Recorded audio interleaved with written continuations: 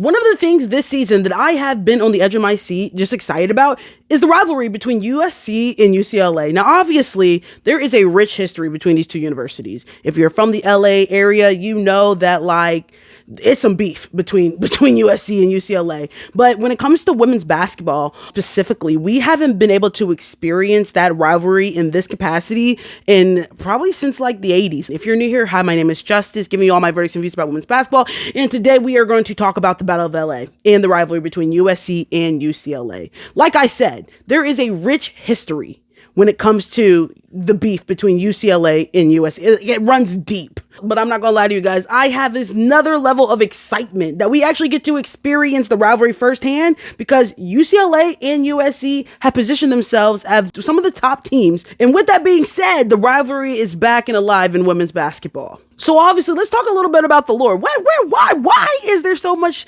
animosity between these two schools? Let me tell you something. I was unaware that USC and UCLA, literally, there's only a 12 mile radius between both of these schools. UCLA is located in Beverly Hills next to West Bel Air. And then USC is located in South Los Angeles. Obviously, as you can imagine, much different vibe between both of these schools.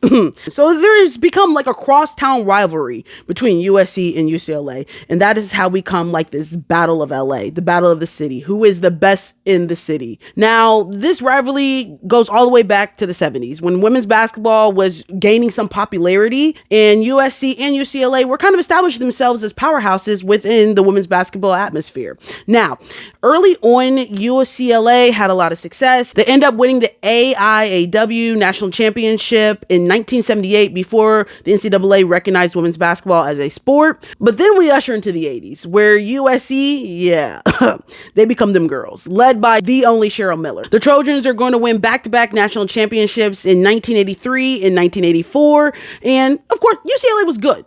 They weren't bad, but they were no USC. And then that's going to bring us into the 90s, where USC is going to take a bit of a dip and UCLA is going to find their legs a little bit. Now, USC is only going to make the tournament 2 times during that time period, I think in 1993 and 1994. But outside of that, they definitely struggled with some consistency. On the other hand, UCLA definitely found their legs during that little time period as well, winning a couple Pac-12 championships and definitely making some NCAA tournament appearances as well. And then that's going to bring us into the 2000s, where both teams kind of struggle with some consistency. Everyone may have had a little bit of bright spots here and there, but they weren't UConns and your Stanfords and your Tennessees.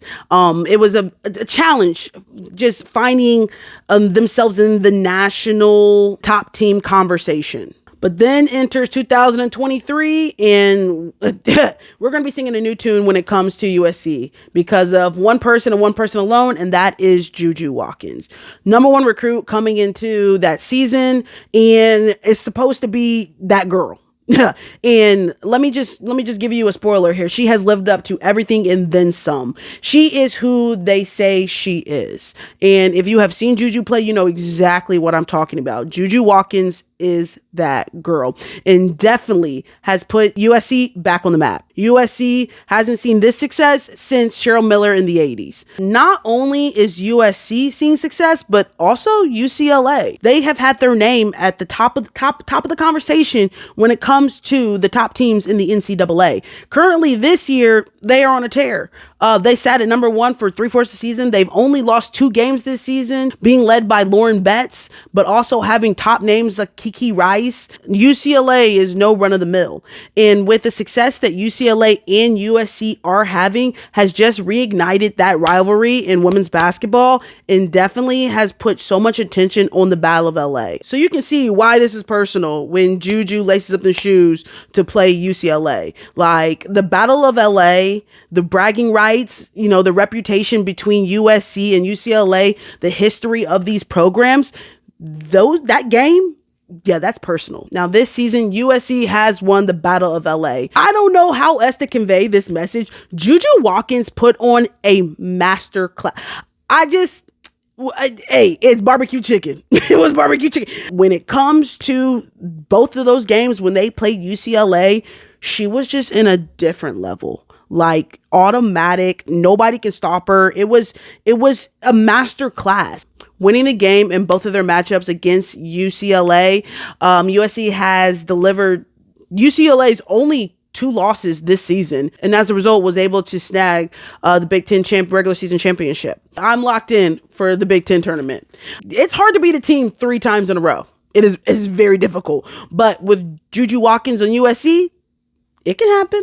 It can happen, but I know that UCLA is not going down without a fight. When it comes to tournament time, March Madness, anything can happen. We are guaranteed for some fantastic basketball when it comes to the Big Ten tournament and even the NCAA tournament, because the rivalry is well and alive in Los Angeles. And right now we are getting to witness some of the best basketball with some of the best players.